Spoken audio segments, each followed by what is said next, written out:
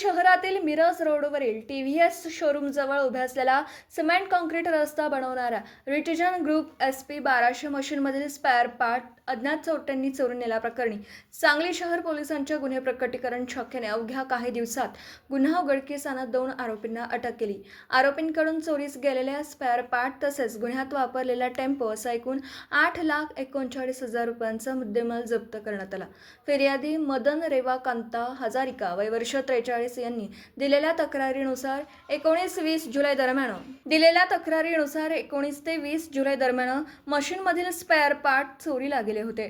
त्यानुसार सांगली शहर पोलीस ठाण्यात गुन्हा दाखल करण्यात आला। पोलीस अधीक्षक तुषार दोशी, अपर पोलीस अधीक्षक कल्पना बारावकर आणि उपविभागीय पोलीस अधिकारी संदीप भागवत यांच्या मार्गदर्शनाखाली पोलीस निरीक्षक अरुण सुगावकर यांच्या नेतृत्वाखालील पथकाने तपास सुरू केला। गोपनीय माहितीच्या आधारे न्यू प्राईड हॉटेल परिसरातून संशयित अनिकेत पोपट वाघमारे आणि अक्षय बाबू कोरे यांना ताब्यात घेण्यात आलं।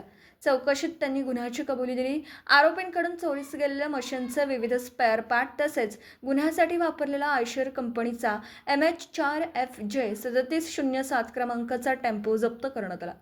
जप्त मुद्देमालामध्ये front fixed control plate, middle fixed plate, हँगर फिक्स्ड प्लेट, हँगर स्टँड, डॉवेल बार stand, stand स्मोदर, paver stand, chassis side plate आदी साहित्याचा समावेश आहे।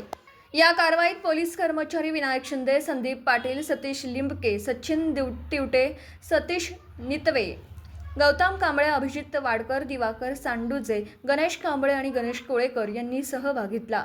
सदर गुन्ह्याचा पुढील तपास पोलीस हवालदार संदीप पाटील करीत आहेत।